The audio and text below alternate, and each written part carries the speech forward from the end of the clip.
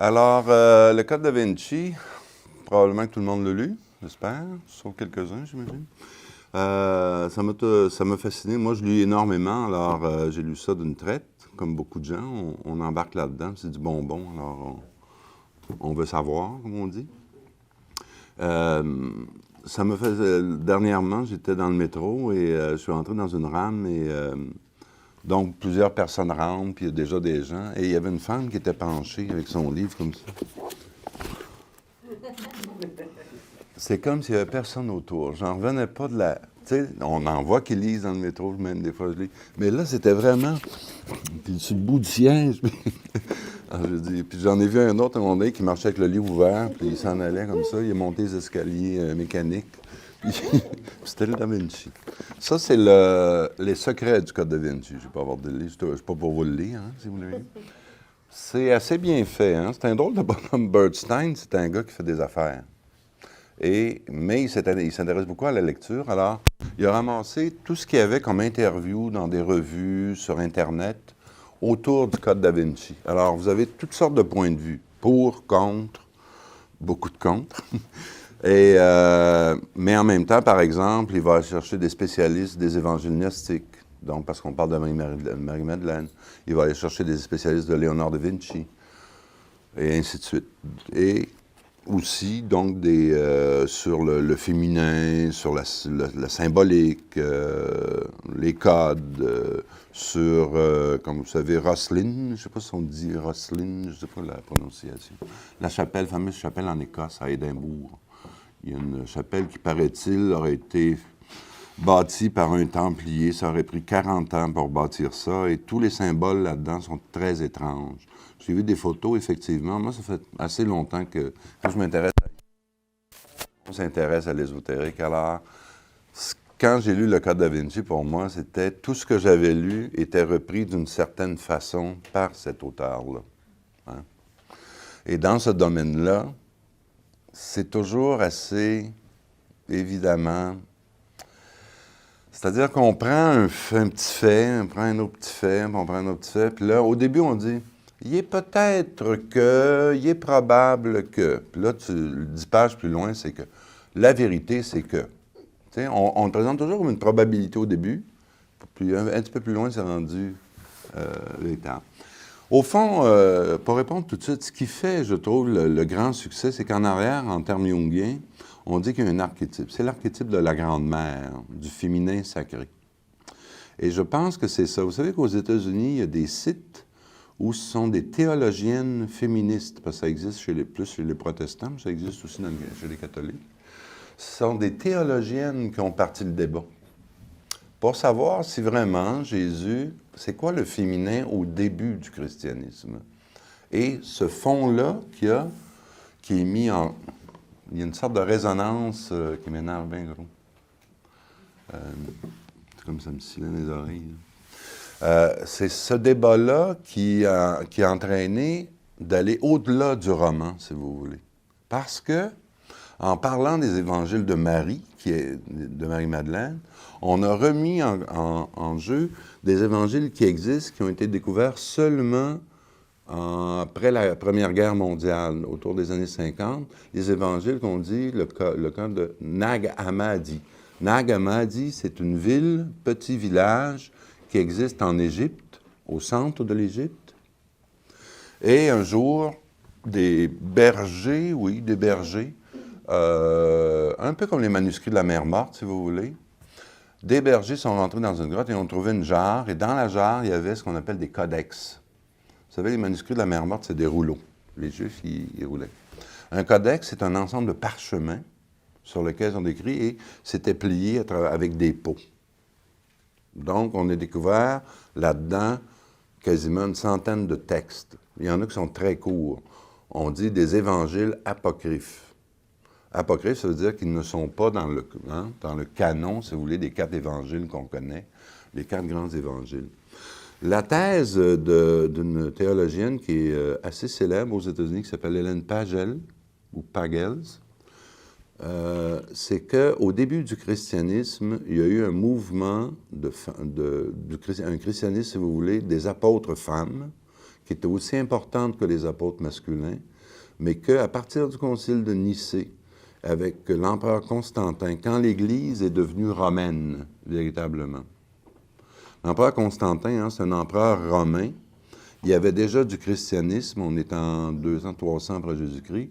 Il y avait déjà un christianisme, mais n'oubliez pas, hein, le christianisme, il y a eu des martyrs, les empereurs les faisaient mourir parce que le culte impérial romain, c'était les dieux romains, mais aussi le culte de l'empereur en particulier. Donc, quand tu n'adorais pas l'empereur, il y avait des statues, il y avait des rituels, ben, beaucoup de chrétiens ont été jetés au lion. Hein, vous savez, les lions 5, les chrétiens 0. Bon. Alors, beaucoup de chrétiens ont été donc martyrisés et cherchaient même le martyre. Mais dans le premier siècle après Jésus-Christ, il n'y a pas d'Église comme telle. Dans le premier siècle après Jésus-Christ, il n'y a pas les 4 évangiles. Il apparaît juste au Concile de Nicée, on est en 400. Donc, dans le premier texte, il y a toutes sortes de textes. Il ne faut pas oublier aussi de se remettre beaucoup dans le contexte. À cette époque-là, on ne lisait pas. La plupart des gens, il y avait peut-être 10-15 % des gens qui lisaient. Ça veut dire, quand je dis aujourd'hui, il y avait plusieurs textes, ça veut dire qu'il y avait plusieurs groupes où on récitait les textes. C'était fait tout le temps, d'ailleurs, on parlait à haute voix. Hein. Les livres, c'est quasiment avec l'imprimerie qu'on commence à lire sans lire à haute voix.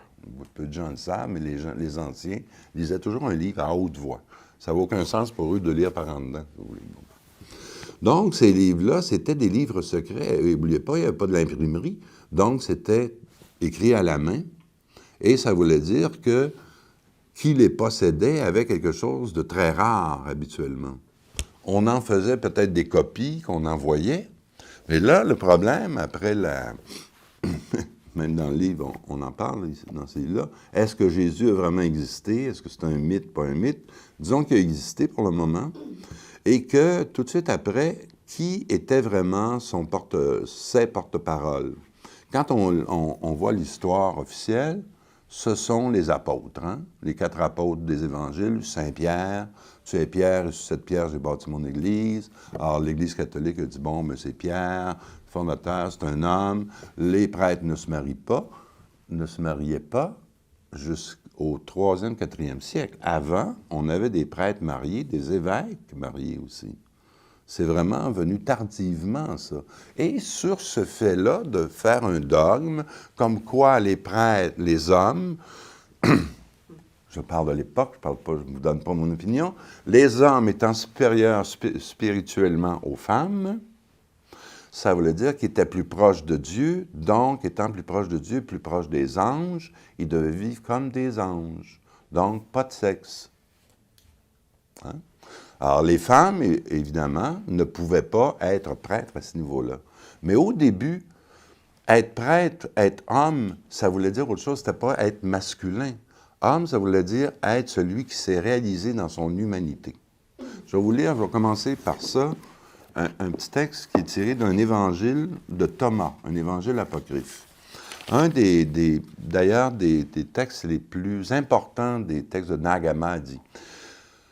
Parce qu'on a ici, voici les paroles secrètes que Jésus le vivant a dites à Didymus, Judas, Thomas, que Didyme, Judas, Thomas, mais habituellement, c'est pas dit, c'est que Didyme, Judas, Thomas a écrit.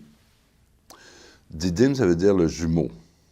Alors, parce que dans les évangiles de Nag Hammadi, il y en a plusieurs, il y a toutes sortes d'autres textes. Jésus, il y a des sœurs, il y a des frères, des fois, puis il y a même un jumeau. Il y aurait eu un jumeau, mais ça, est-ce que c'est un jumeau mystique ou non? Beaucoup de ces textes-là, d'ailleurs, sont supposément écrits après l'ascension de Jésus ou encore après la résurrection. Puis dans les évangiles apocryphes, il ne reste pas 40 jours sur terre. Jésus, il y a des évangiles, il reste 30 ans, 40 ans, ou il reste sous une forme invisible. Il y a même un évangile où c'est pas lui qui est en croix, c'est un faux, parce qu'avec son pouvoir divin, il est divin, donc il ne peut pas souffrir de la mort d'homme. Alors, il envoie un faux sur la croix.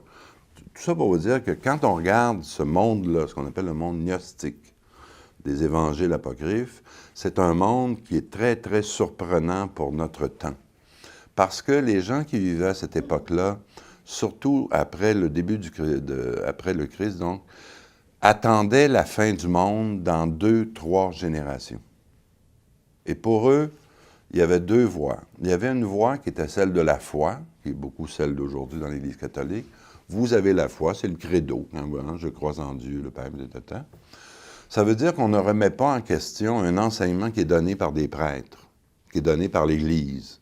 Si on adhère à la foi, on est baptisé, on suit les sacrements. Mais il y avait aussi les gnostiques, qui vient du mot grec gnosis, qui veut dire savoir. Et un gnostique, c'est « je dois moi-même vivre une expérience de libération de mon âme ou de mon esprit. » Et ça se fait par une vision. Dans cette vision-là, je vais apprendre comment mon âme a été entravée sur terre, dans un corps, et comment elle doit se libérer pour rejoindre sa véritable origine, qui est au-delà des étoiles. Pour comprendre ce monde-là, il faut toujours se penser à ce qu'on appelle un monde géocentrique. C'est-à-dire, la Terre est au centre de l'univers, les planètes et le Soleil tournent autour, et vous avez la sphère du zodiaque, et vous avez les étoiles. Si vous voulez, c'est comme une immense sphère ronde, avec la Terre qui est immobile au centre. Dans ce monde-là, au-delà des étoiles, parce que c'est une sphère, quand on regarde le ciel, nous, maintenant, on sait que les étoiles sont à différentes distances les unes des autres. J'espère que vous savez en tout cas. Mais, à cette époque-là, il y a eu une croyance, puis elle a duré très longtemps, parce que quasiment jusqu'au 18e, certains croyaient que c'était des trous dans une sphère, comme si j'étais à l'intérieur d'un ballon. Puis si je regarde d'en haut, il y a des trous, donc l'autre bord, il y a un champ de lumière. Il y a un immense univers de lumière. Ça, c'est l'univers du vrai Dieu. Il y a un faux Dieu, là, il y a toutes sortes de théories. Il y a un faux Dieu qui a créé cet univers de ballon, puis il a pris des âmes d'en haut, puis là, il les a jetées jusqu'à la terre. Et comment il les prend? Il les jette dans des corps, et comment c'est des anges ou des âmes, si vous voulez, qui sont emprisonnés dans des corps, donc qui vont se perpétuer comment sur la terre? Par la sexualité. Le Dieu mauvais, c'est pas un Dieu mauvais, il a voulu imiter le grand Dieu qui a créé de la lumière, il a juste fait un gros ballon. C'est une prison ronde, si vous voulez. Quand on regarde ça, à ce moment-là, tous les textes qu'on lit dans les Nag Hammadi, on ne peut pas les prendre comme s'ils parlaient de quelque chose d'aujourd'hui.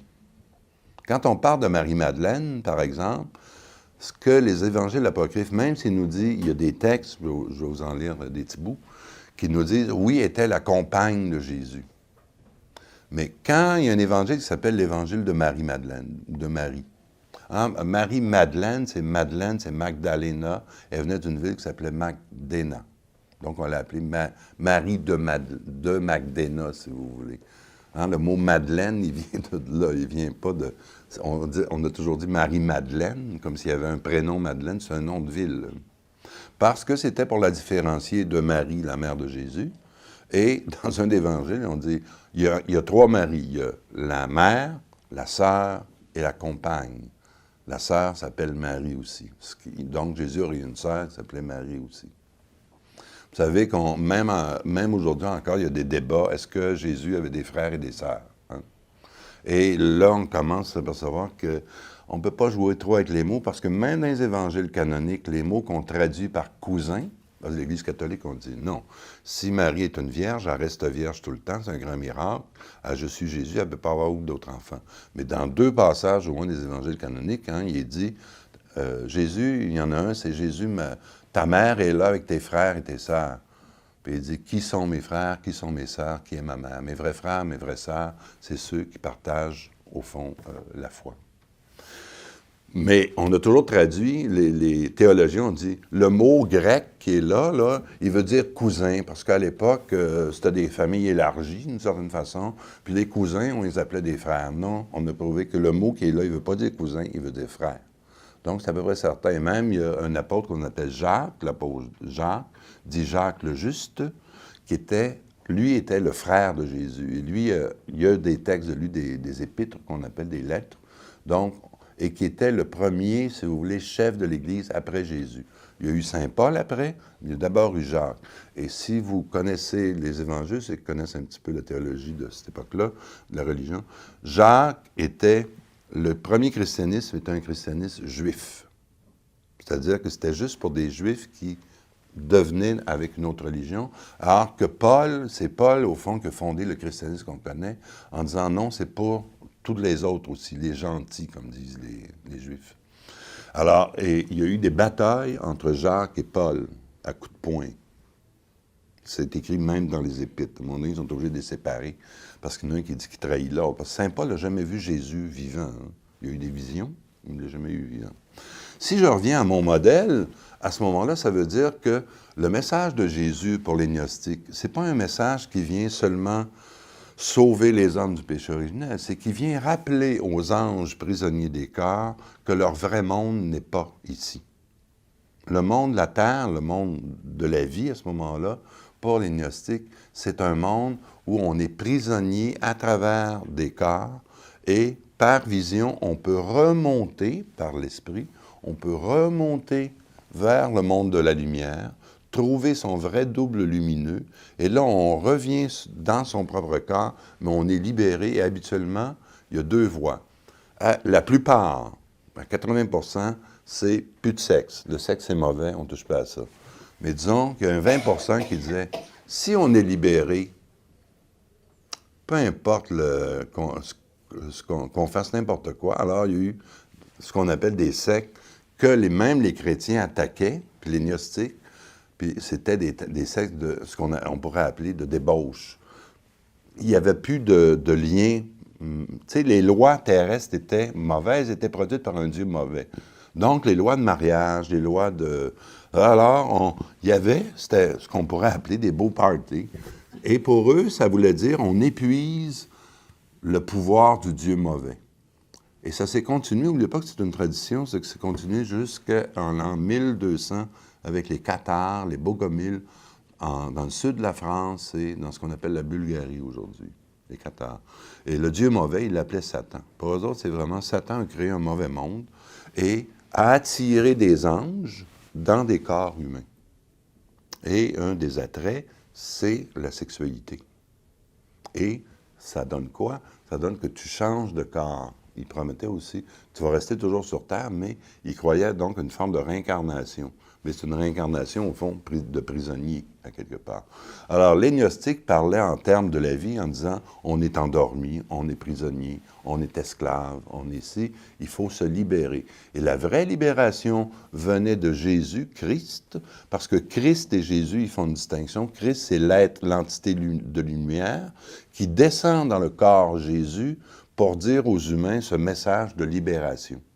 Alors, vous voyez, pour eux autres, c'est pas le fait, donc, de croire est-ce qu'il est vraiment mort ou non sur la croix, est-ce qu'il rachète ou non nos péchés, non, c'est pas racheter les péchés, le plus important, c'est libérer.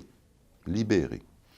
Alors, dans ce contexte-là, par exemple, l'évangile de Marie, dans les évangiles gnostiques, il est dit, voici, Marie va parler maintenant. Puis là, on a déjà des troubles parce que Pierre dit comment ça se fait qu'elle parle. Il y en a un autre, Simon, qui dit non, elle peut parler, pas Simon, je ne me souviens plus lequel, elle peut parler parce qu'elle est la préférée de Jésus. Et elle se met à parler. Mais vous voyez pas que dans les évangiles, dans ce qu'on appelle les textes de Nag Hammadi, il y en a une centaine. C'est un des textes. Il y en a des bien plus bizarres que ceux-là. Il y a des textes. Je pourrais vous parler de la protéiade trimorphe, par exemple, où il y aurait...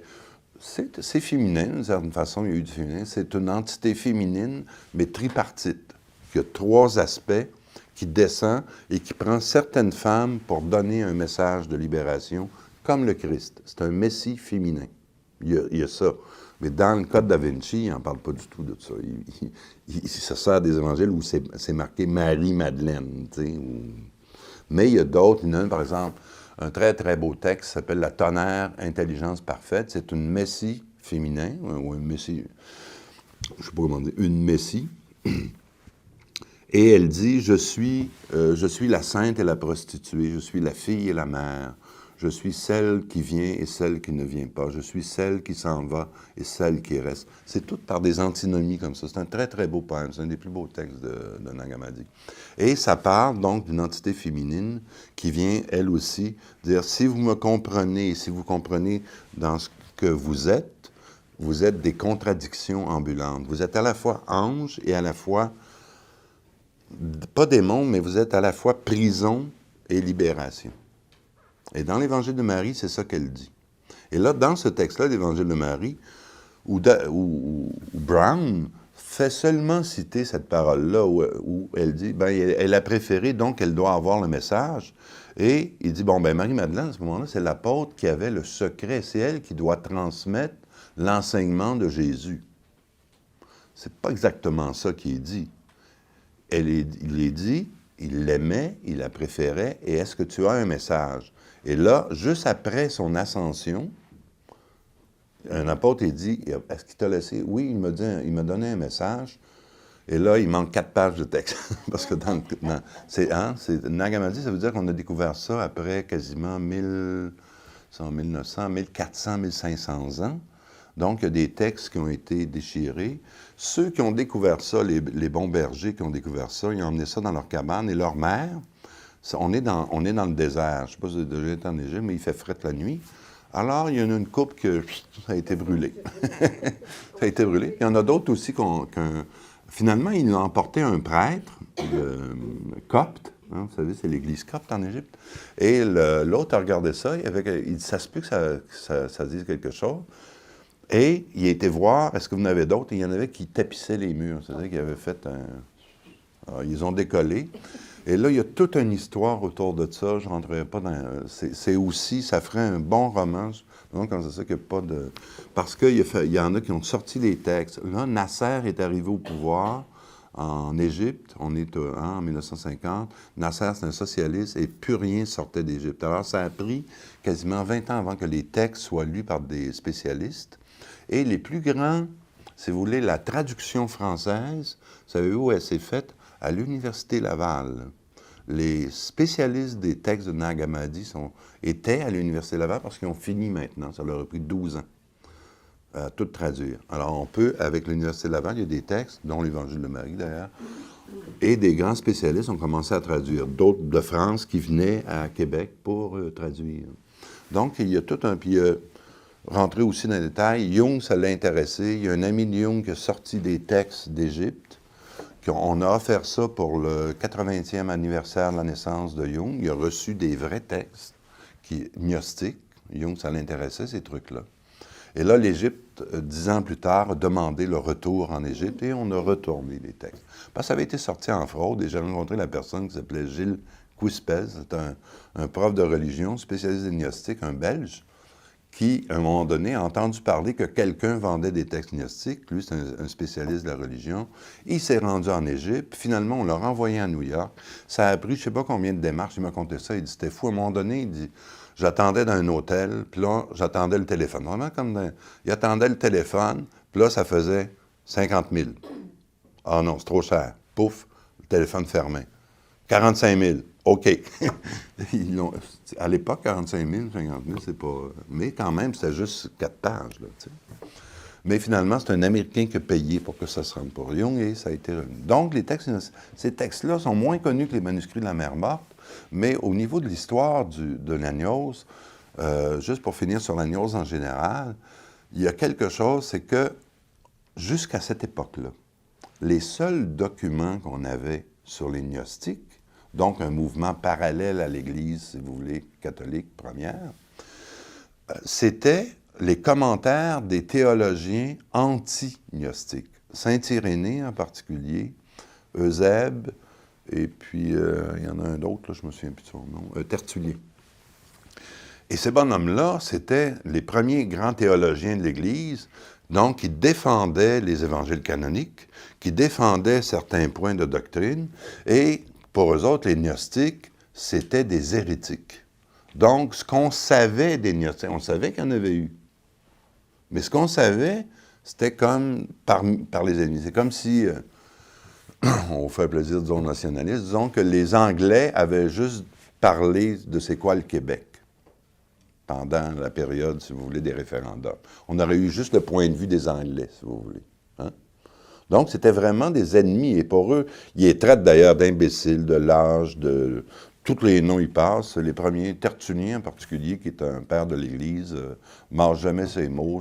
Pourquoi? Parce qu'il dit, ces gens-là ont des visions, des interprétations, des hallucinations. On ne peut pas se fier à personne. Puis il dit, il y a même beaucoup de femmes là-dedans, parce que Tertullien, il était anti-féminin, quelque chose de rare. Là.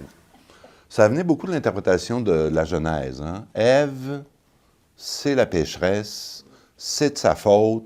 Le Adam, c'est un pauvre innocent, il a été joué par Ève, sinon il n'aurait jamais accepté la pomme. Vous voyez, on interprète historiquement un fait mythique, et là, on a dit, bon, mais la femme a péché, et le mal est apparu dans le monde, à cause de la faute d'Adam et Ève, mais surtout la faute d'Ève. Et Saint Augustin, dans l'Église, donc qui arrive, lui, au 3e siècle, avec Tertullien et tout ça, vont dire, la femme ne peut pas devenir père, elle ne peut pas être représentant de Jésus parce que Jésus, il vient sauver la faute. Hein? Vous savez, le fond du chrétien, c'est que Jésus, il vient sauver de la faute du péché originel en se sacrifiant, d'une certaine façon. Donc, ça ne se peut pas que des femmes soient porteuses de spiritualité puisque leur ancêtre, entre guillemets, Ève, a apporté le mal. Saint Augustin va aussi loin que dire qu'avant que Ève prenne la pomme, bien, vous savez, les roses, il n'y avait pas d'épines. Qu'il n'y avait pas de chardon. Il n'y avait pas de bébites. Il était au paradis, pas de maringouin, rien. Puis que c'est Ève qui a amené les bébites, les maringouins. Oui, c'est incroyable. Si vous voulez une bonne théologienne féministe, c'est Hélène Pagels. C'est écrit P-A-G-E-L-S. Elle a écrit un livre là-dessus. Quand tu vois la liste, tu dis, ils croyaient à ça. Puis il y avait aussi le fait, n'oubliez pas, que pour beaucoup, et ça a pris du temps, c'est quasiment au 19e siècle, la naissance, un enfant naissait par le sperme de l'homme, qui venait du cerveau, supposément. La femme était juste une matrice. Il n'y avait pas d'ovaire pour les anciens. C'était juste un ventre. Comme la terre. Tu plantes une graine dans la terre, bon, mais ça pousse. Hein? C'est pas la terre qui fait... La terre fait pousser, oui, mais tu sais, hein, c'est pas la terre en elle-même. Alors, on croyait ça de la femme. Donc, la terre était comme une terre. Donc, elle était une matière, au fond, un réceptacle. Et il en parle un peu dans le Code, hein, en disant que c'est Marie-Madeleine qui est le Graal. Je vais y revenir tantôt. Mais je veux juste vous lire ça. Vous voyez, quand on comprend le monde ancien gnostique, devenir homme, pour le vrai, ça voulait dire devenir libéré. Ah, voyez, dans l'Évangile de Thomas, c'est toutes des phrases. Jésus a dit que celui qui cherche ne cesse pas de chercher jusqu'à ce qu'il trouve. Et quand il aura trouvé, il sera troublé. Et quand il sera troublé, il sera émerveillé et il régnera sur le tout. Si vous cherchez le royaume de Dieu à l'extérieur de vous, si vous le cherchez dans l'air, les oiseaux vous précéderont. Si vous le cherchez dans l'eau, les poissons vous précéderont. Le royaume est à l'intérieur de vous et à l'extérieur de vous. Et c'est un drôle d'évangile parce qu'il ne parle pas d'une après-vie. C'est pas le royaume, il n'est pas après la vie. C'est si on se libère de son vivant, on trouve le royaume. L'évangile de Thomas, Carl Gustav Jung, moi je suis jungien, mais Jung le citait à la fin de sa vie, quand il a découvert, il disait ça, c'est le vrai évangile. Et moi aussi, je crois ça. Lire ça, c'est extraordinaire. Il y a des phrases. C'est assez mystérieux. Il y en a que, par exemple, Jésus va dire soulevez la pierre, je suis là. Fendez le bois, c'est moi que vous fendez. Qu'est-ce qu'il veut dire exactement? C'est comme des koans zen, qu'on appelle. C'est assez étrange comme évangile. Mais je veux juste vous lire le dernier, la dernière sentence. Simon-Pierre, donc, toujours le pape, là, bon. Simon-Pierre, que Marie nous quitte, car les femmes ne sont pas dignes de la vie, avec un grand V. Jésus dit, voici que moi, je l'attirerai pour la rendre mâle, de façon qu'elle aussi devienne un esprit vivant, semblable à vous, mâle, car toute femme qui se fera mâle entrera dans le royaume des cieux. Ben, avec la notion d'animus, il y a quelque chose de pas pire là-dedans, si vous connaissez ça. L'évangile de Philippe est un autre évangile. C'est assez bizarre, il y a beaucoup de choses là-dedans, mais il y a des trucs, là, justement, qui ont frappé. Je vais vous lire juste ce qui a frappé Brown. « Et la compagne du Fils est Marie-Madeleine. Le Seigneur l'aimait plus que tous les disciples et l'embrassait souvent sur la bouche. » C'est la seule fois dans tous les textes anciens où on a cette remarque-là. Les disciples le voyaient et lui dirent, « Pourquoi l'aimes-tu plus que nous tous? » Le Sauveur répondit et leur dit, « Comment se fait-il que je ne vous aime pas autant qu'elle? » Un aveugle et quelqu'un qui voit, quand ils sont tous deux dans l'obscurité, ne se distinguent pas l'un de l'autre. Si la lumière vient, alors celui qui voit verra la lumière, alors que celui qui est aveugle demeurera dans l'obscurité. C'est que celui qui a des oreilles entende. Ce qu'il veut dire par là, c'est la gnose apparaît à ceux qui sont dignes de la gnose. Elle n'apparaît pas aux autres. Vous savez, beaucoup de gnostiques avaient cette idée-là qu'il y avait des pneumatiques, des gens spirituels qui comprenaient l'esprit. C'était comme des anges qui étaient plus proches de la lumière. Ensuite, il y avait les psychiques. Hein, on disait pneumatique, pneuma, comme dans un pneu, là, mais ça veut dire de l'air, ça veut dire donc élevé. Ensuite, il y avait les psychiques. Ça, c'est ceux qu'il fallait enseigner longtemps, puis ils finissaient par comprendre. Mais c'est encore pire, il y avait aussi les illiques, de Hillée, matière. Eux autres ne comprenaient rien, ne seraient jamais sauvés. Et dans certaines gnoses, il y avait tout un récit historique qui disait il va y avoir un temps pour sauver tous ceux qui ont été sauvés. Ensuite, la prison va se fermer à jamais. Et ceux qui sont en prison sur Terre vont rester là pour tout le temps. Boing, c'est fini. Les autres vont aller dans la lumière, puis ceux qui sont en bas. Vous savez, ce mythe-là est repris avec l'affaire des ovnis. Hein? Dans les ovnis, il y en a qui attendent ça. Ceux qui vont être sauvés par les extraterrestres, ceux qui en entendent parler qui peut-être vont être sauvés, puis ceux qui ne seront jamais sauvés. Hein? Bon. Vous voyez donc, on a ça, et dans l'Évangile de Marie, ensuite, c'est dit à peu près comme ceci. Le maître, bon, il part. Marie, Jésus monte. Je ne sais pas comment, là, si tu es dans un ovni, prends-tu l'ascenseur, on ne sait pas. Alors, Marie se leva et les embrassa tous, parce que dans le monde ancien, c'est très plausible que Jésus, il vient d'en haut, il vient du monde de lumière. Donc, il monte vers la lumière. Mais dans un monde décentralisé, là, c'est juste la foi. Où il va, c'est il monte.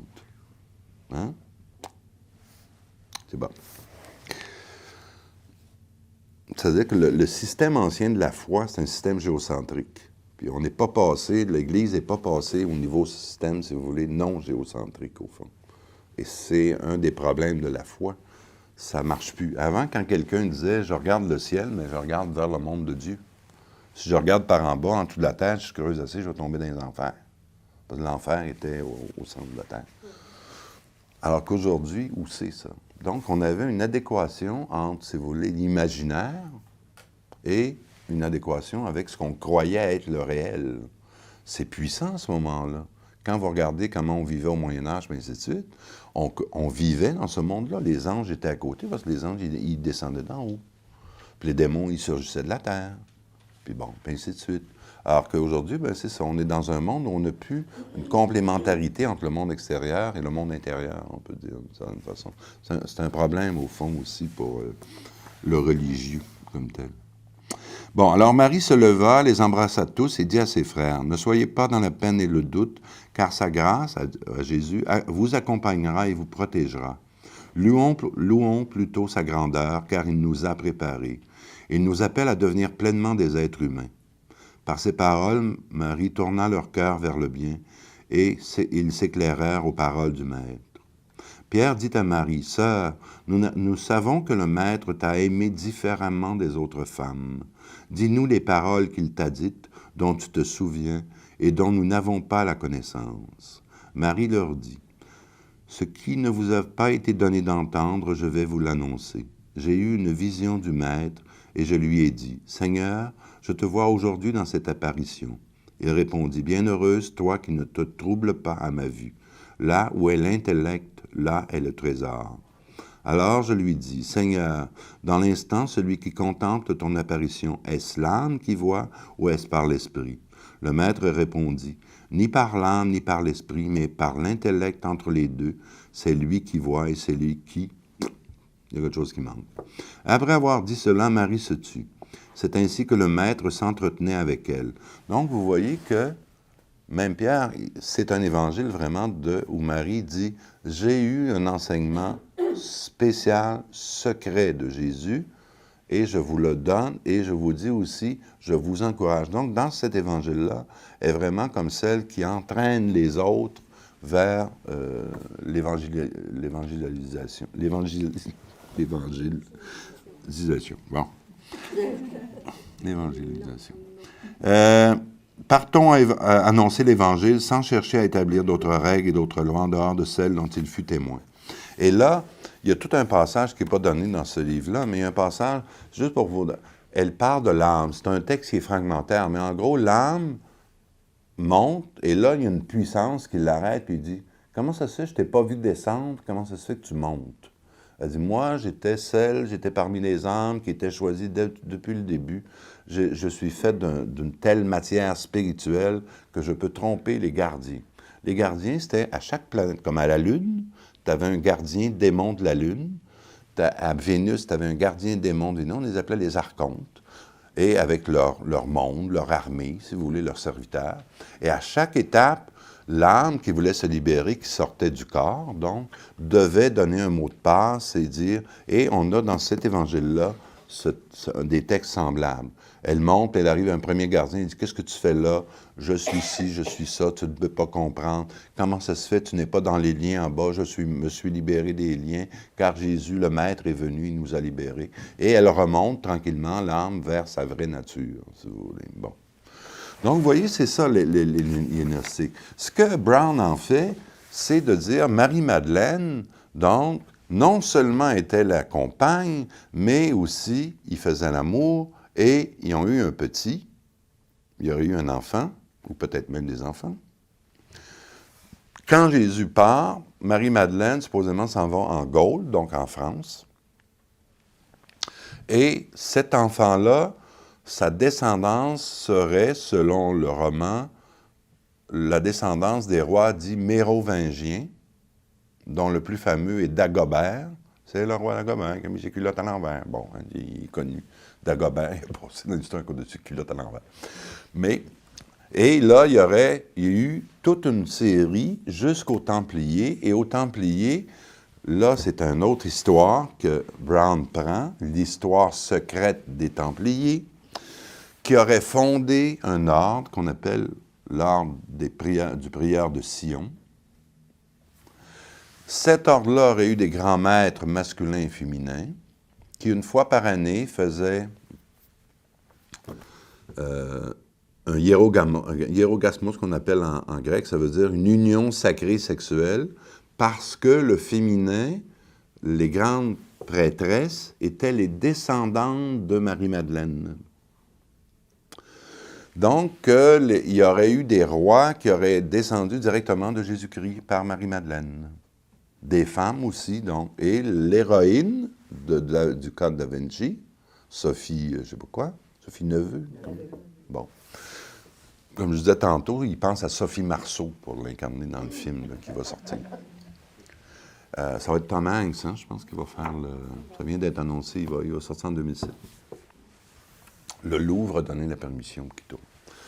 Donc, à ce moment-là, l'ordre des Templiers aurait fondé un ordre qui perpétuait ce savoir-là d'un féminin sacré qui venait de Marie-Madeleine, donc d'un couple sacré, et elle est la dernière descendante de ça, de Marie-Madeleine. Elle serait une des dernières descendantes de Marie-Madeleine, et elle a un frère qui apparaît à la toute fin du roman.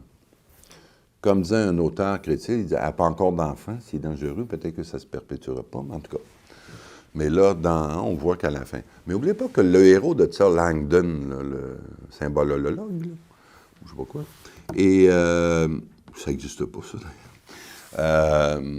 Il apparaît dans d'autres romans de Brown. Brown, je vais revenir à Brown à ce moment-ci. Brown, c'est un bonhomme, c'est un romancier américain qui se spécialise dans les romans à complot. Donc, il en a écrit un, par exemple, sur les écoutes électronique. Par exemple, hein, vous savez, ça s'appelle le plan échelon. C'est anglophone. Ils écoutent toutes les conversations du monde. Ils peuvent écouter votre téléphone. En tout cas, tous les appels interurbains, c'est écouté.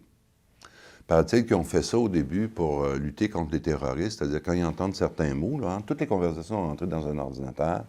Dans son roman, il y a un complot de terroristes qui arrivent à mettre des faux messages pour déjouer cette institution-là qui existe pour le vrai.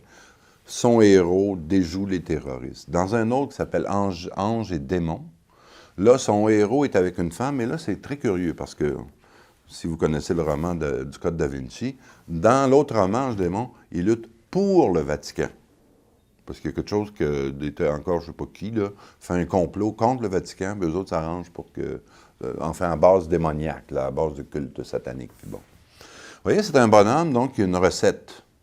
C'est pour ça que le roman Le Code da Vinci, Brown, c'est pas un défenseur de Marie-Madeleine ou des évangiles gnostiques ou même peut-être du féminin en général, mais pas de ça. Lui, il se sert de ça et il se sert aussi d'historien de l'ésotérisme américain.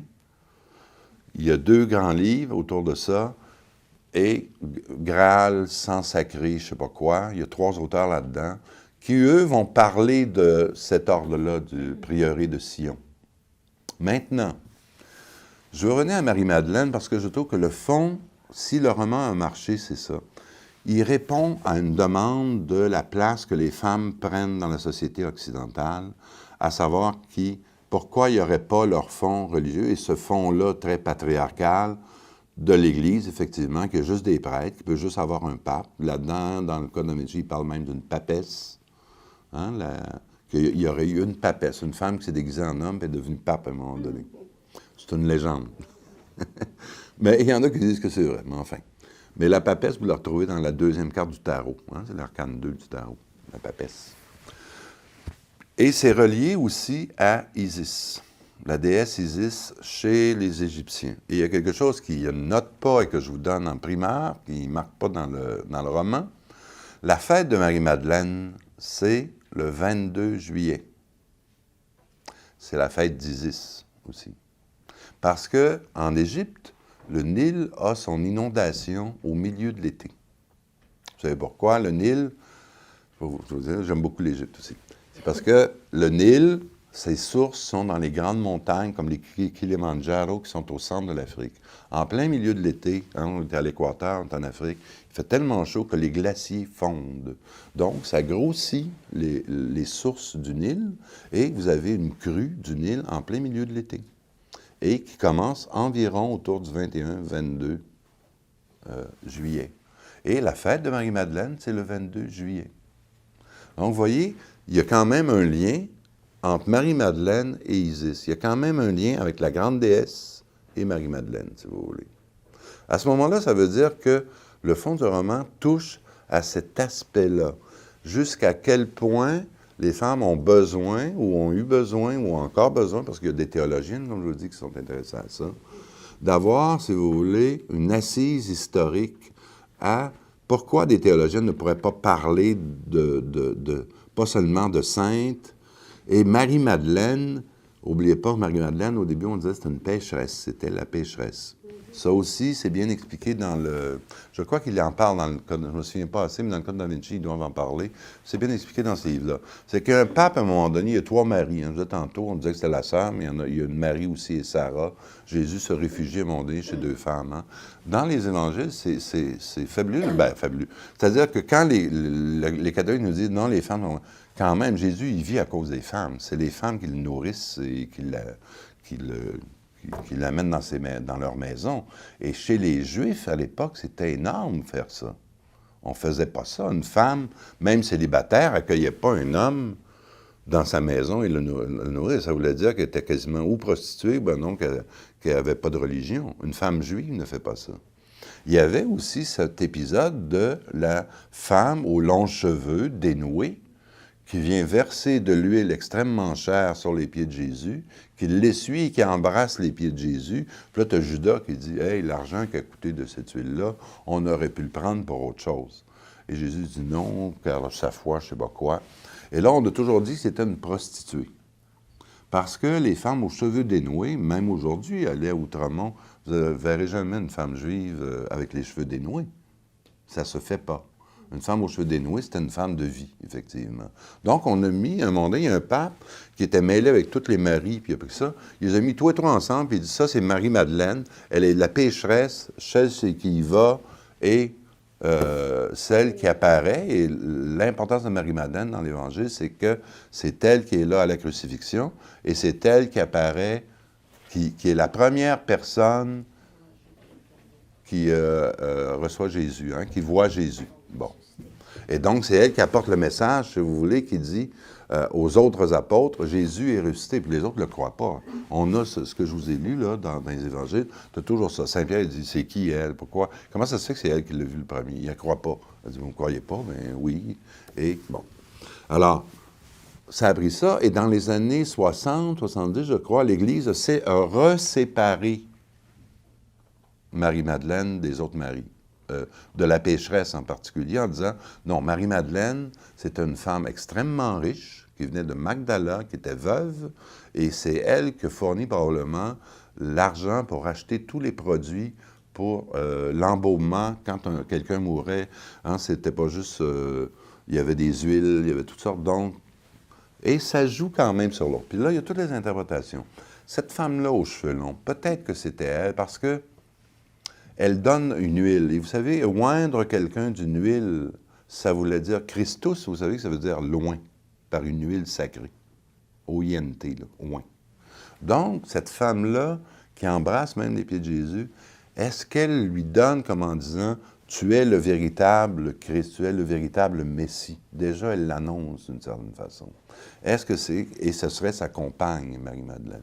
Alors, il y a des divergences. Est-ce qu'elle l'est ou non? Mais dans l'Église, ce qui s'est passé, c'est que les théologiens morts, encore une fois, ont dit, d'accord, Ève, elle a péché, mais si on regarde Marie-Madeleine comme la pécheresse, elle s'est rachetée. Donc, les femmes peuvent se racheter. Donc, les femmes peuvent avoir une vie vertueuse, même s'ils ont eu une vie... non. Vous voyez, c'est tout le fond qui est là. Dans la légende, ce qu'on appelle la légende des saints, ça, c'est, par exemple, la légende des saints, on va trouver ça, Jacques de Voragine, je crois. C'est vers 1300. Il prend tous les saints puis il fait leur légende. Alors, qu'est-ce qui est vrai, qu'est-ce qui n'est pas? Mais dans la légende, on raconte, c'est là qu'on prend que Marie-Madeleine, après, est partie avec un apôtre qui s'appelait Maximilien, est partie en Gaule. Elle aurait vécu là 50 ans, mais elle n'avait pas eu d'enfant. Dans la vraie légende, dans la légende dorée qu'on appelle la légende des saints, Marie-Madeleine, c'est l'apôtre de la Gaule. Et il la présente vraiment dans la légende, c'est elle qui, la première, va voir, dit les païens, les Celtes de l'époque, les Gaulois, et déjà romanisé. On est au temps de Jésus, donc la Gaule, depuis Jules César, est très romanisée. Et en même temps, il y a tout un qui est complètement contre la Marie-Madeleine qui serait la grande prêtresse de l'amour, parce que dans la légende dorée, Marie-Madeleine aurait vécu 40 ans dans une caverne sans manger. Sauf le pain des anges. Et il y a un autre saint qui l'aurait vu, et vous savez comment on mangeait ça? C'est qu'elle était en lévitation. Enfin, je voulais vous apporter le texte, je me suis dit, bon, on l'a raconté. Elle était sur le dos, puis là, elle montait, et des anges venaient autour d'elle et lui donnaient un pain spirituel, mais en lévitation. Fait qu'à un moment donné, ça a l'air qu'il y a eu des troubles, ainsi de suite, puis au bout de 40 ans, elle est revenue. On a été la chercher, elle ne voulait pas revenir, elle voulait... Bon. Et là, elle revient, et à un moment donné, c'est ça, des païens sont là, ils attaquent je ne sais pas quoi. À un moment donné, elle lève dans les airs. Puis là, les païens sont ébahis, parce que... Hein, bon. Puis elle a fait des miracles, elle a fait quasiment des résurrections, elle a guéri des enfants, et ainsi de suite. Donc, elle a vécu très longtemps, très, très longtemps. Et elle meurt en odeur de sainteté. Et on va en faire une des patronnes de la Gaule, si vous voulez. Mais ça a changé par après, je pense que c'est Saint-Michel ou je ne sais pas quoi. Puis il y a Jeanne d'Arc aussi qui arrive dans le décor beaucoup plus tard. Donc, vous voyez, autour de Marie-Madeleine, il y a un mystère. Puis il y a ce mystère-là de, est-ce que, je pourrais aussi vous parler de la symbolique spirituelle de la prostitution. La prostituée sacrée, ça existait chez les gnostiques aussi. Juste pour vous dire, quand j'ai lu ça, quand j'ai lu le roman, ça m'a fait penser. Dans les années 80, il y a un cardinal français qui s'appelait Jean Danielou, un des plus grands cardinaux de l'Église. Le dernier livre qu'il a écrit, c'est « Marie-Madeleine peut-elle être sauvée ?» Un titre de ce genre-là. Et savez-vous quoi? C'est ce que je compte. Il est mort dans un bordel dans les bras d'une prostituée. Ça a fait un scandale, quelque chose de rare. Mais en même temps, il avait écrit le livre avant. Et Danielou, c'était un de ceux qui s'interrogeait beaucoup. On disait un cardinal de gauche, là. T'sais. Et sur la place de la femme dans l'Église. Mais je trouvais ça extraordinaire. Du point de vue jungien, c'est comme s'il avait prévu sa fin. Il écrit un dernier livre sur ce sujet-là, sur le féminin, sur c'est quoi la prostitution, qu'est-ce que ça veut dire, le sort qu'on a fait aux femmes dans l'Église, et il meurt dans les bras d'une prostituée. J'ai trouvé... Comme dit Jung, il y a de la grosse synchronicité en jeu. Mais vous voyez donc, le Code da Vinci est basé là-dessus. Donc, l'héroïne est une descendante de Marie-Madeleine. Alors, à ce moment-là, Marie-Madeleine, elle, son grand-père est directeur du Louvre, et ça commence comme ça. Il est assassiné proche de la Joconde. Le deuxième grand point, c'est Léonard de Vinci. Je veux juste vous parler de l'affaire du prieuré de Sion. Si vous n'avez pas lu ça, vous n'avez pas lu de texte autour, ça, on sait que c'est de faux d'un bout à l'autre. L'histoire du prieuré de Sion, parce que c'est fort aussi, le livre marche beaucoup, parce qu'au début, Brown, il dit, c'est basé sur des faits, dont le prieuré de Sion. Le prieuré de Sion, ça a commencé en France.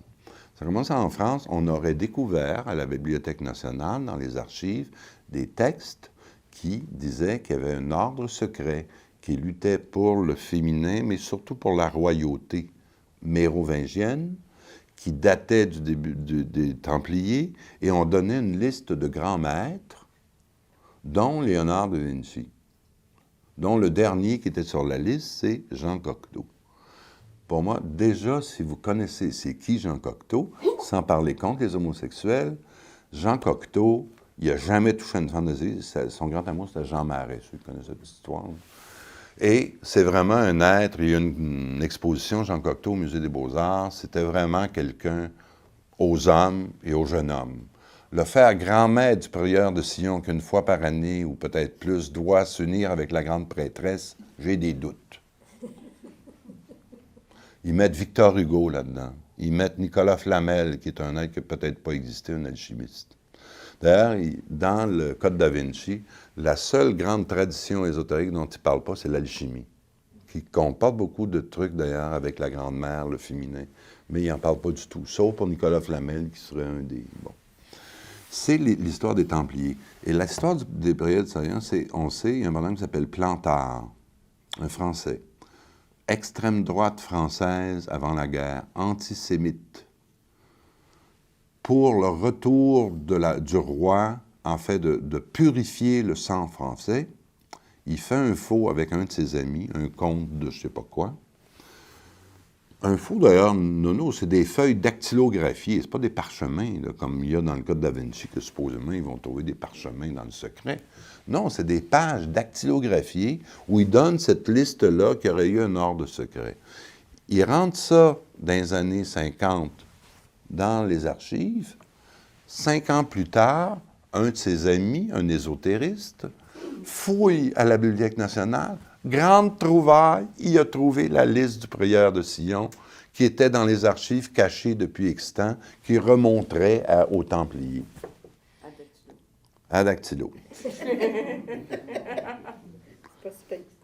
Parce que lui, il dit, ah, c'est caché, ça a été caché par ci, par ça, et ça, c'est juste une tradition, parce que les vrais textes existent à quelque part. Il y a eu tout un montage. Moi, un bout de temps, j'en lis beaucoup moins, mais un bout de temps, j'étais fasciné par les secrets. Et vous savez, en France, il y a vraiment une tradition d'ésotérisme secret, là. Il y a Gérard de Sède là-dedans, il y a toute la tradition de planètes, il y en a qui ça dit quelque chose, Jacques Bergier, Le Matin des magiciens. C'est toute une, tu sais, il y a toutes sortes de trucs ésotériques, là, tu sais, ça va des complots d'extraterrestres jusqu'au roi secret. J'ai déjà rencontré une femme qui était dans les Rose-Croix. Ben tiens, ça aussi, il ne parle pas des Rose-Croix, hein, il aurait pu en parler aussi. Bon, les Rose-Croix, elle me dit, il y a un roi secret qui attend en France et pour l'an 2000, il va prendre le pouvoir. Tu sais. Avec Nostradamus, qui mêle là-dessus. Je lisais aussi la chapelle là-dedans, il parle justement proche d'Édimbourg, la chapelle Roselyne. Vous savez que le grand secret aurait dû être dévoilé en l'an 2000. Et c'était quoi le grand secret? C'est l'Arche d'Alliance. Et pas comme dans Spielberg, là, en Égypte. L'Arche d'Alliance est cachée. C'était le grand secret des Templiers, c'est pas Marie-Madeleine. Vous savez, il y a toutes sortes de traditions. Alors, quand vous lisez le roman, puis si vous ne connaissez pas tout ça, vous dites, ah oui, il parle juste d'une chose, mais il y en a comme ça. Ça pourrait faire 10 romans. Tu sais?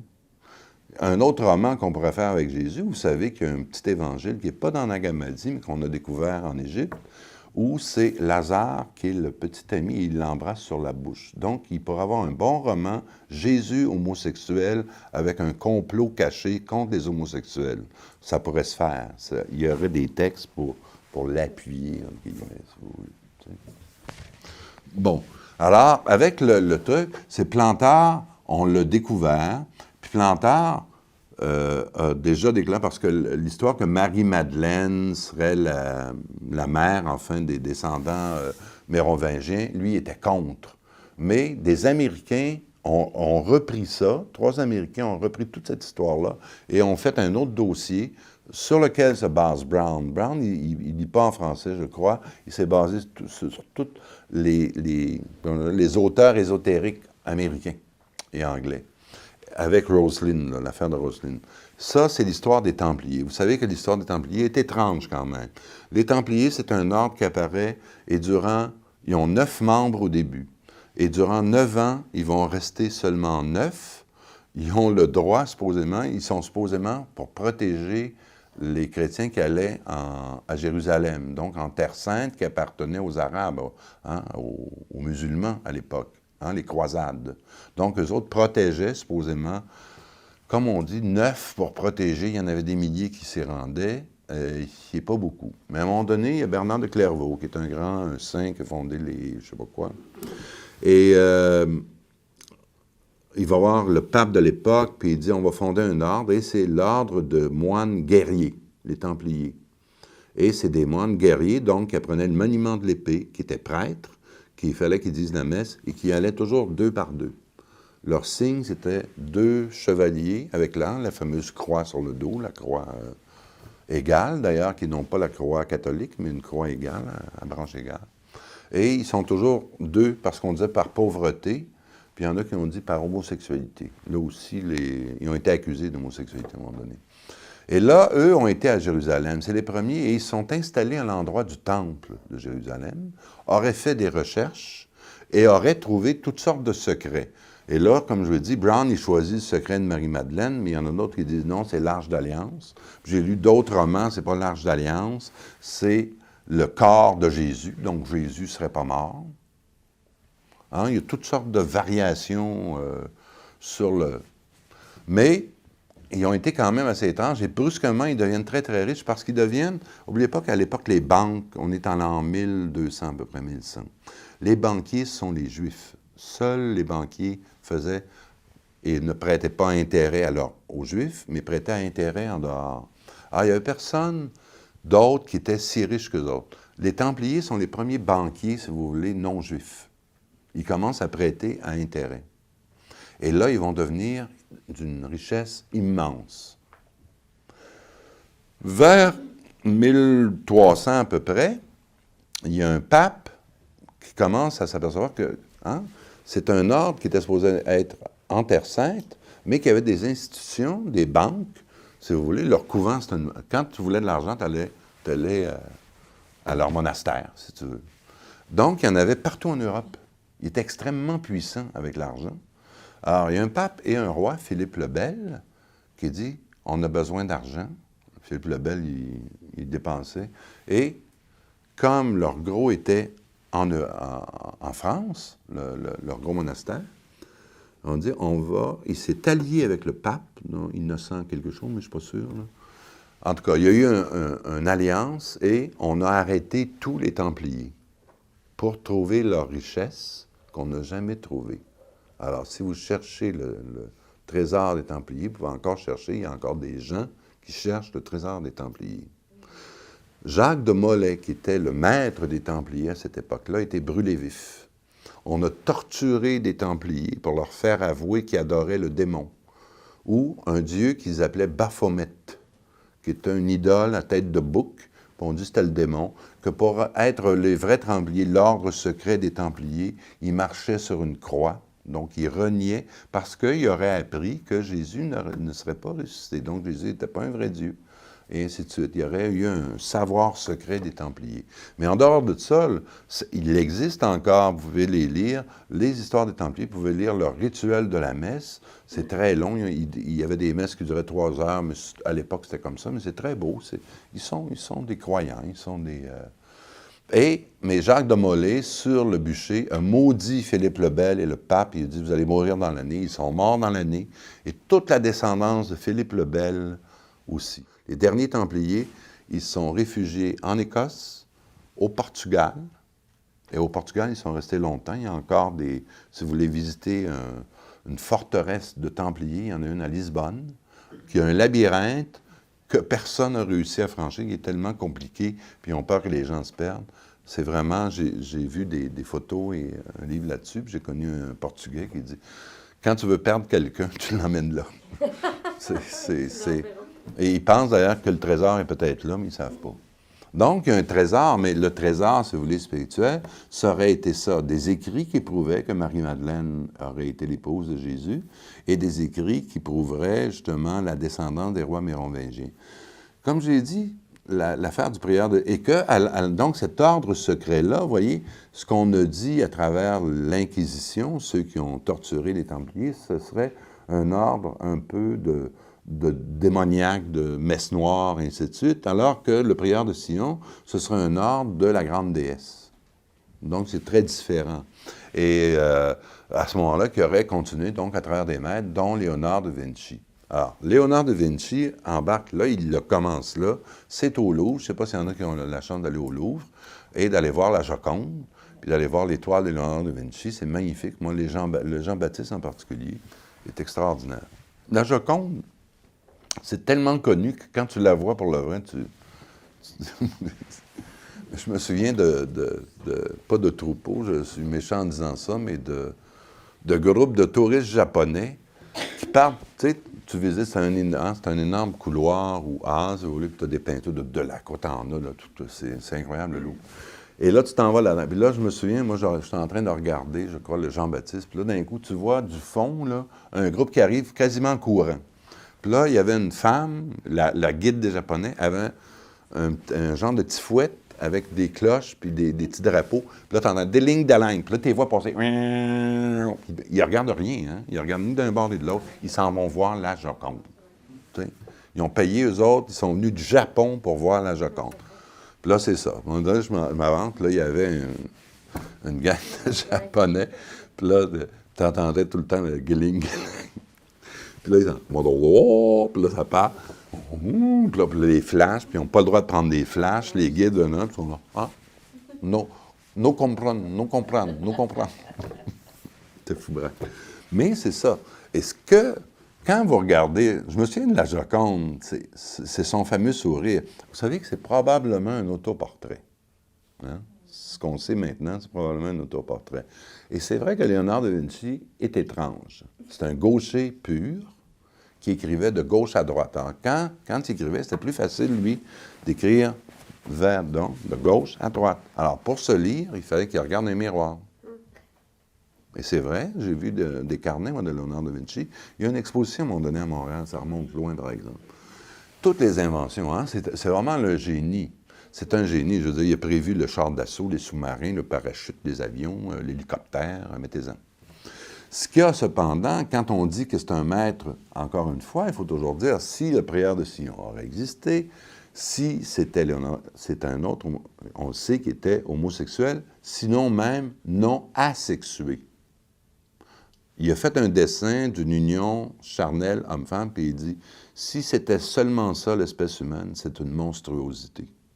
Il a écrit aussi, la majorité des êtres humains sont des machines à avaler de la nourriture pour la chier. Il était très misanthrope, extrêmement misanthrope. Il y a eu, de son vivant, des accusations d'homosexualité. De son vivant, il s'en est sorti parce qu'il y a des protecteurs puissants, mais on sait qu'il a gardé très longtemps des jeunes hommes avec lui. Mais ce qu'on sait aussi, c'était peut-être seulement, vous savez, le critère de beauté féminine, à son époque, c'était le jeune homme qui était beau. Ça remonte aux Grecs, on redécouvrait les Grecs. Ce qui était beau, c'était le beau jeune homme. Pensez à Michel-Ange, si vous regardez le plafond de la chapelle Sixtine, vous regarderez non pas les scènes de la Bible, mais entre les carreaux. Vous allez voir de plein, c'est juste ça. Il y a des beaux jeunes hommes, sont alanguis, sur le bord, ils se regardent à gauche et à droite. Et quand on le regarde bien, le plafond de la chapelle Sixtine, Michel-Ange aussi admirait la beauté masculine. C'est pour ça, pour vous dire que jusqu'à quel point Léonard de Vinci aurait été vraiment pour la grande déesse. C'est un homme violent, Léonard de Vinci, aussi. Il a travaillé pour des ducs et des rois et des gens pour faire la guerre. Il leur a proposé de faire des mitrailleuses. Je ne sais pas, il me semble que les valeurs de la grande déesse, habituellement, sont plus pacifiques.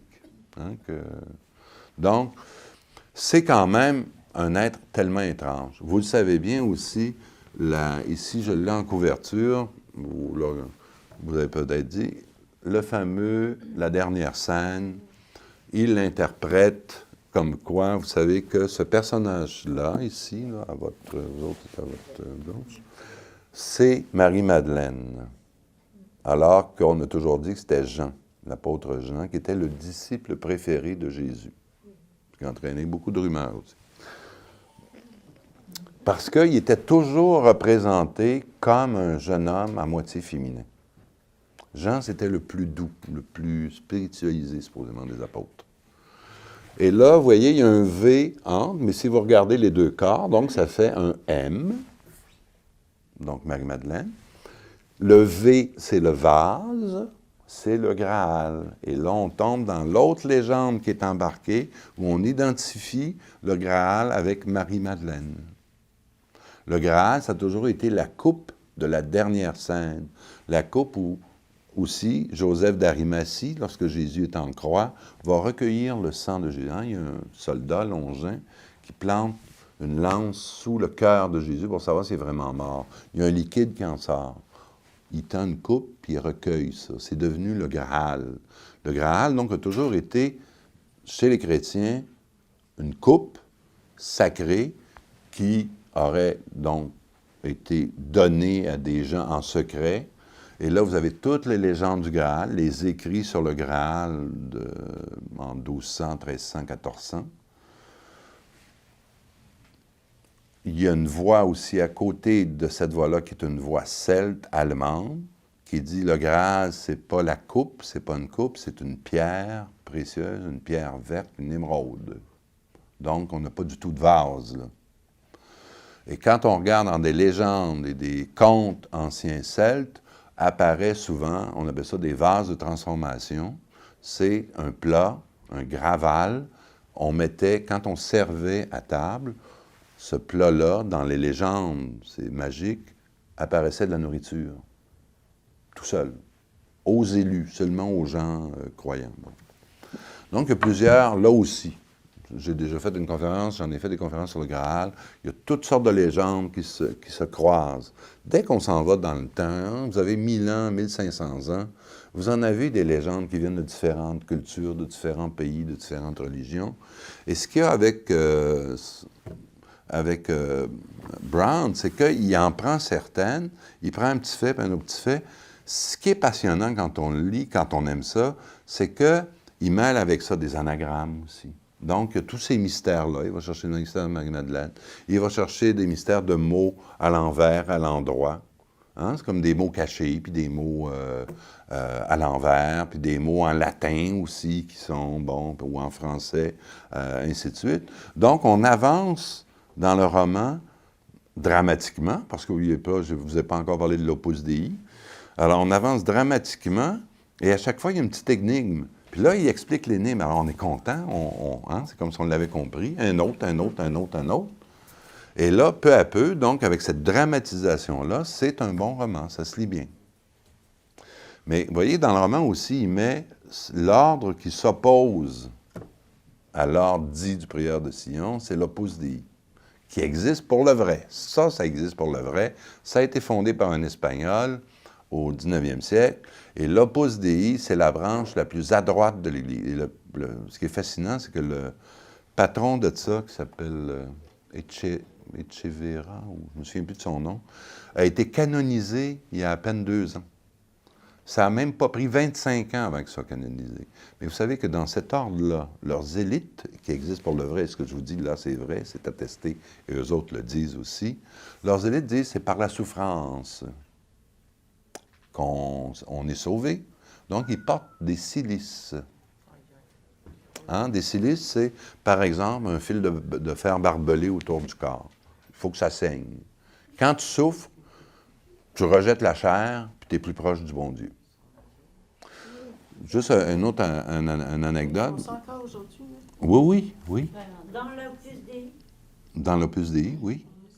Ça fait pas.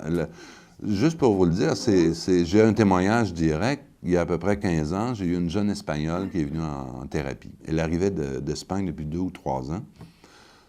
Elle avait un problème avec sa sexualité, elle était lesbienne. Bon, comment ça marche? Mais elle avait été élevée par une famille dont tous les membres faisaient partie de l'Opus Dei. Elle a été élevée par l'Opus Dei. Et elle m'a conté des choses. Les filles étaient considérées comme de la merde, littéralement. Et on leur disait, vous êtes les descendants d'Ève, vous êtes les descendants d'Ève. Vous ne, tu sais, ils étaient frappés. Hein? C'était vraiment, vraiment une éducation là, avec une règle. Tu sais, les sœurs, puis il y avait des... Quand un prêtre arrivait, un prêtre les entendait en confession. Imaginez, on avait 7 ans. Le premier prêtre qui m'entendait en confession a dit il se tenait à 6 pieds. Parce que le féminin pouvait le corrompre. C'était comme ça. Le féminin était dangereux. Imaginez. Ça existe encore. Il y a des... Et l'Opus Dei est obligé de répondre au Code da Vinci. Ils ont un site, il y a un site Internet, et ils expliquent que non, ils ne sont pas si pires que ça, parce que dans le Code da Vinci, son assassin, c'est un moine albinos de l'Opus Dei, qui est toujours d'ailleurs avec des cilices, puis il se fait toujours souffrir, mais sadique, tu sais. Alors, l'Opus Dei a répondu, mais c'est vrai que l'Opus Dei, c'est vraiment patriarcal. Eux autres, ils disent qu'il faut revenir au rituel, prier. Donc, un vrai membre de l'Opus Dei, il fait 2 messes par jour, il récite toutes les prières, il vit comme un moine. Il vit comme un moine. Les vrais ne se marient pas. Ils ont des genres de loges. Les femmes ne touchent pas à la nourriture. C'est des hommes seulement, ils mangent. Il n'y a pas de femme qui va rentrer là. Puis pas d'hommes quand c'est des loges de femmes. Hein? C'est vraiment... Moi, la petite fille quand elle me contait, elle avait 25 ans, je dis, la petite fille, c'est une jeune femme, elle dit, quand j'ai découvert vraiment mon orientation à la puberté, elle dit, j'ai tellement eu peur. Tout ce qu'il m'avait dit, elle dit, c'était effrayant. Ce qui promettait aux déviations sexuelles, pour eux autres, c'était le diable. Mais en même temps, aussi, cette surveillance-là, sa famille devait y aller à la messe tous les jours. Hein? Tous les matins, la petite fille... on partait, on allait à la messe, puis là, à l'école, surveillant jusqu'au soir. Jamais une petite fille seule aussi. Hein? Une petite fille ne dormait jamais seule dans sa chambre non plus. Il fallait tout le temps soit une bonne, qui avait une bonne religion, soit une sœur, une petite sœur ou un autre. Mais il ne fallait jamais être seul parce que ça entraîne les péchés. Donc, j'ai trouvé ça bon. Et je trouve ça bon que l'Opus Dei est obligé de se défendre, parce qu'effectivement, ils ont été obligés de dire, oui, c'est vrai qu'il y en a, mais c'est leur foi, ils ont le choix. Ils ne le font pas, ils ne les obligent pas à se mutiler. Ils ont le droit de le faire, mais ça existe, pour le vrai. Et c'est un groupe qui lutte pour le retour là, de l'histoire de la Genèse. Et c'est un groupe chez les catholiques qui est contre le mariage des prêtres. Et c'est vrai qu'ils font, quand un prêtre ou des prêtres vont essayer de dire, par exemple, ben, des femmes pourraient devenir prêtres ou des trucs comme ça, ils attaquent. Ils attaquent par en dessous. Il y a même eu des cas aux États-Unis qui ont attaqué des prêtres, par exemple. C'est sûr que beaucoup de prêtres, bon, ont des aventures avec des femmes, des fois, mais ainsi de suite. Ils vont tous chercher, ils espionnent. Donc, ils jouent le rôle d'espion. C'est puissant, c'est un ordre très riche aussi. Au Québec? Oui. Oh, oui, ça existe, ça existe. Oui, comme partout, il doit y avoir des degrés parce que vous parlez. Ouais. Moi, j'ai pris des cours de cuisine, alors plus des. Pas la nourriture. Et puis, c'était très gai, gai dans le sens rigolo, quoi. En fait, Oui. très charmant. Mais écoutez, il doit y avoir, c'est comme dans l'Église catholique, il y en a des plus. Ben, c'est quand même assez l'extrême droite de l'Église, l'opposé. Ah oui, ça c'est vrai. Ah bon. Oui, ça oui. Mais pour les mœurs, là, il faut pas voir ça. Mais ils ont parlé la semaine passée à TV, puis ils disaient que justement des affaires de mutilation, puis qui étaient pour mettre. C'était un petit peu dépassé, là. Mais le frère André faisait ça. Oui, ça a toujours été. C'était Blaise Pascal, qui est un être d'une suprême intelligence, on le connaît, c'est un grand penseur français. À la fin de sa vie, on a découvert des silices autour de lui. Je veux dire, pour eux, c'est vraiment ce message-là. Hein, je disais la femme, ça veut dire la femme égale la chair aussi. Donc, il y avait tout ce côté-là dans un premier christianisme. La chair est mauvaise. Pour être vraiment, il faut être comme un ange. Un être spirituel, ça n'a pas de corps. Donc, idéalement, ça ne devrait pas avoir de désir, mais il y en a. Donc, on tombe dans le péché à cause de la première faute. Alors, à ce moment-là, la femme est plus proche du péché que l'homme, supposément. Et elle subit les menstruations, elle a l'influence de la lune, bon, et vous devriez lire certains textes de... Ben, il en parle un peu dans le Code da Vinci, là, le Malleus Maleficorum, qui était le truc de l'Inquisition, c'est-à-dire qu'on a brûlé quand même 1 million de femmes, là, de sorcières, et ainsi de suite. Là. Alors, comment reconnaître une sorcière? Bien, si elle vous dit qu'elle aime Dieu, c'est faux, parce qu'une femme, c'est menteur par essence, donc elle veut dire qu'elle aime le diable. Donc, c'est un signe. Tu sais, c'est ce genre de raisonnement que tu ne peux pas répondre. Tu ne peux pas répondre. Alors, ils brûlaient. Ils ont brûlé toutes les femmes qui étaient au fond, proches de la grande déesse, effectivement, proches de la nature. Toutes les guérisseuses, les accoucheuses, les sages-femmes, pour elles, c'était des gens donc, qui étaient proches de la chair, et ainsi de suite. Donc, il devait avoir des signes. Puis, au Moyen-Âge, c'est ça, la crédulité. Comme je vous dis, le ciel n'était pas loin, puis l'enfer non plus. Alors, des démons, on en voyait souvent. Tu sais, quelqu'un que ça allait mal, je sais pas, moi, sa vache tombe malade, bien, c'est plus facile de dire c'est la voisine qui est une sorcière que de dire, ben je l'ai mal soignée. Et probablement qu'ils se croyaient eux-mêmes en faisant ça. Il y a eu des cas comme ça. Il y a eu de nombreux cas comme ça. Donc, encore une fois, vous voyez, le succès, je crois, et il y a une interview de Brown là-dedans, il n'en revient pas du succès lui-même. Ça me fait penser un petit peu au succès aussi, c'est un tout autre domaine, mais de Harry Potter. Pourquoi celle qui a écrit ça parce qu'elle voulait, était dans le pas grand argent, elle a dit, bon, ben, je vais écrire. Elle a écrit son truc, ça se vend des millions. Ça répond à ce moment-là à ce que Jung appelle dans l'inconscient collectif une demande, avec Potter probablement de magie, et probablement aussi chez beaucoup d'enfants. Moi, je trouve en tout cas que c'est un piège, c'est comme si on disait aux enfants, il existe un vrai monde où tous tes désirs peuvent se réaliser comme ça. Tu as juste à dire, je veux des bonbons, puis les bonbons vont arriver. C'est sûr que l'enfant en dedans des adultes aime ça. L'autre, c'est vraiment ce côté-là aussi.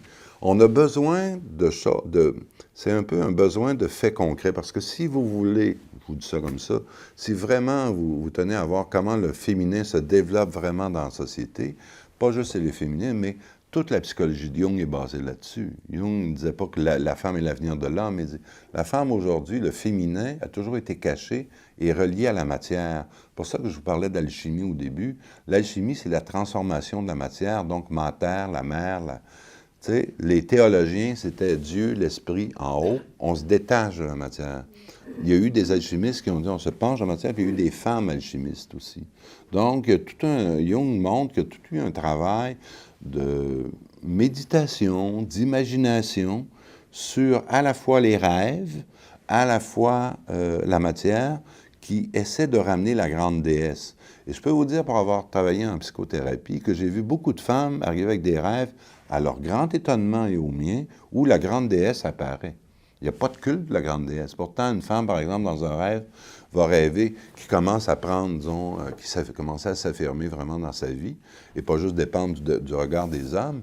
À un moment, elle commence à faire un rêve, elle doit aller dans une église, et en haut, c'est l'église de Notre-Dame, mais en bas, on lui dit, c'est la vraie dame qui est là. Et en bas, c'est seulement des femmes, et elles s'avancent, et il y a une femme qui les accueille, elle dit, je suis la grande déesse qui vous attend depuis longtemps.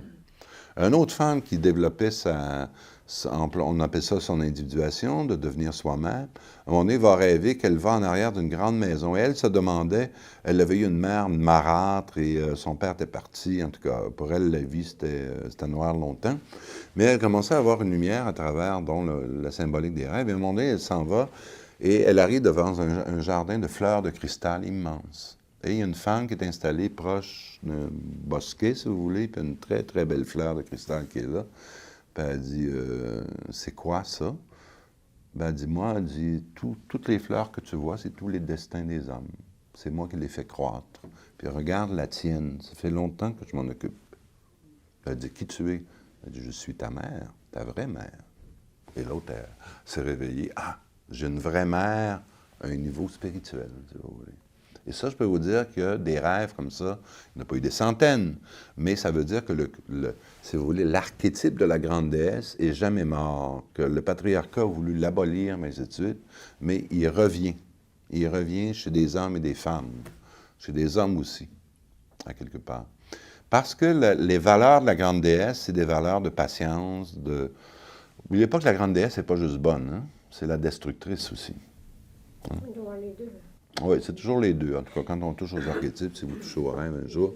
Mais il y a quand même ça. Marie-Louise von Franz, chez Jung, qui est une disciple de Jung, les femmes dans le conte de Finn en parlent. Aniela Jaffe aussi, qui est une disciple de Jung, parle beaucoup de la grande déesse et d'autres. Marion Woodman à Toronto. C'est toutes des femmes qui ont redécouvert, avec d'autres femmes aussi, avec des hommes, ont découvert aussi que, appelons ça la puissance de la grande déesse est revenue.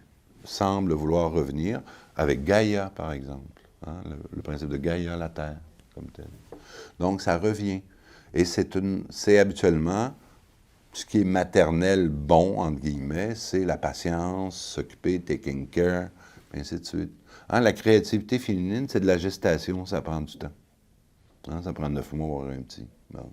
Tandis que chez les hommes, la créativité est souvent immédiate. Donc, il y a tout ce côté-là d'apprentissage, de lenteur. C'est ça, avec le féminin. Remarquez que dans le Code Da Vinci, on semble dire, on a caché le fait que la sexualité était sacrée aussi. Au début du christianisme, la seule sexualité sacrée chez les Grecs, dans ce qu'on appelait les mystères d'Éleusis, qui étaient des mystères de la Grande Mère. Là, ce serait trop long, on va finir là-dessus. Le Hieros Gasma, c'était... Éleusis, c'est un endroit, c'est un sanctuaire, il y a des cavernes. Les Grecs disaient, si tu ne passes pas, on appelait ça des mystères, ça veut dire des initiations religieuses au mystère de la Grande Mère, Déméter, et de sa fille, Choré, Perséphone. Il y avait toutes sortes de cérémonies. Ça prenait 15 jours pour se préparer, puis de jeûne, puis ainsi de suite. Mais une des cérémonies qu'on connaît, parce que c'est un grand mystère, on ne sait pas exactement ce qui se passait. Mais Socrate, le plus grand des philosophes, a déjà dit, celui qui n'est pas passé par, ou celle qui n'est pas passée par les mystères d'Éleusis, ce n'est pas un humain. Pour devenir véritable humain, il fallait comprendre qu'est-ce qui se passait au niveau de la génération en particulier.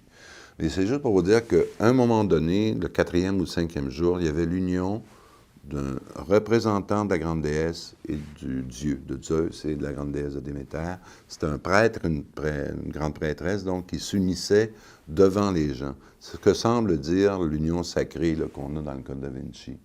Puis il fait remarquer aussi, quand je l'avais lu, ça me fait penser aussi, ceux qui ont vu Eyes Wide Shut, le dernier film de Kubrick. C'est un peu plus érotique, pas loin porno, mais enfin. Mais il y a le genre de cérémonie avec les masques, qui est une des scènes extraordinaires de ce film-là. C'est vraiment le son, le chant, les capuchons. Bon, c'est ça une cérémonie. Si vous voulez voir une bonne cérémonie, c'est ça. Et dans Eyes Wide Shut, c'est un ordre secret. C'est pas le prieur de Sion, là, mais c'est un ordre de millionnaire. Mais n'empêche que ça existe. Ça existe des ordres. Il y en a à Montréal. Il y en a des ordres secrets à Montréal. Hein? Ça existe. Il y a des gens qui se réunissent, puis qui... même il y en a qui le font ouvertement. Il y avait les disciples de Bhagwan, Rajneesh. C'est un gourou hindou, là. Puis il y a eu ses disciples à Montréal. On faisait des ateliers où les gens disaient, on fait une union sacrée, homme-femme, devant un groupe. Ça se faisait. Ça. Donc, c'était l'union du principe yin et du principe yang, si vous voulez, en termes chinois.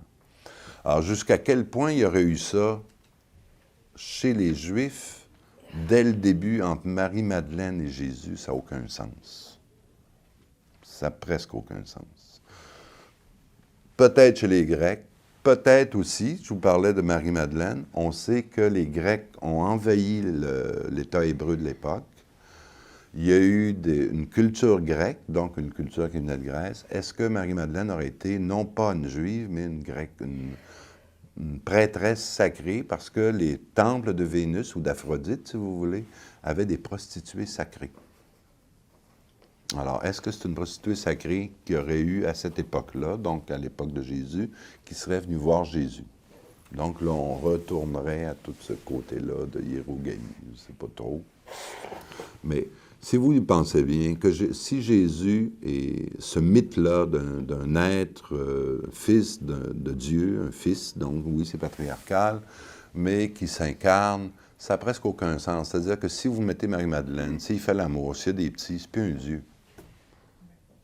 Vous cassez le mythe chrétien. Le mythe chrétien, il repose en partie sur ce qui a été l'Évangile. On peut y croire ou non, mais c'est ce mythe-là.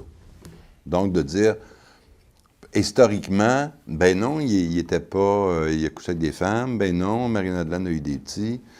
Comme je vous ai dit tantôt, pourquoi pas homosexuel aussi, tu sais? C'est ça, on peut tout trouver. Et là, on quitte le mythe. Parce que le mythe, c'est un fils de Dieu. Et à l'époque, c'était extrêmement puissant. Avant, il y avait juste des dieux qui étaient au ciel, ou encore, il y avait l'empereur qui était divinisé. Là, c'est de dire, il y a un Dieu, et chez les Juifs en particulier, qui s'incarne à travers un homme, Jésus, et qui devient fils de Dieu. Ça brisait, si vous voulez, le fait que les dieux sont juste en haut. Il y a une union qui se fait. Et ce mythe-là, c'est la foi qui nous le donne. Hein? C'est le mythe chrétien. Que le Dieu s'occupe tellement des humains qu'il devient humain. Alors, si vous commencez à dire, il est comme tous les humains, Jung disait ça, le mythe chrétien est tellement puissant, à quelque part, il n'est pas inhumain, mais presque. Qui peut ressembler à un fils de Dieu, tu sais? Ou qui peut ressembler à une vierge, à Marie, si on dit qu'elle est vierge, bien ainsi de suite. Donc, il dit, les modèles divins sont difficiles. Alors voilà, on va terminer là-dessus. Alors, j'espère que ça vous a éclairé un peu. Je ne sais pas s'il y a des questions, des remarques. Vous n'avez pas de questions? C'était bon. Bon, bien, merci beaucoup. Probablement qu'il va y avoir une suite. Hein. Ils vont sortir une suite. Ils n'en parlent pas, mais c'est presque sûr. Quand ça marche comme ça. Là, parce qu'à la fin, comme je l'ai dit, elle n'a pas de petit encore. Qu'est-ce qui va arriver? On ne sait pas.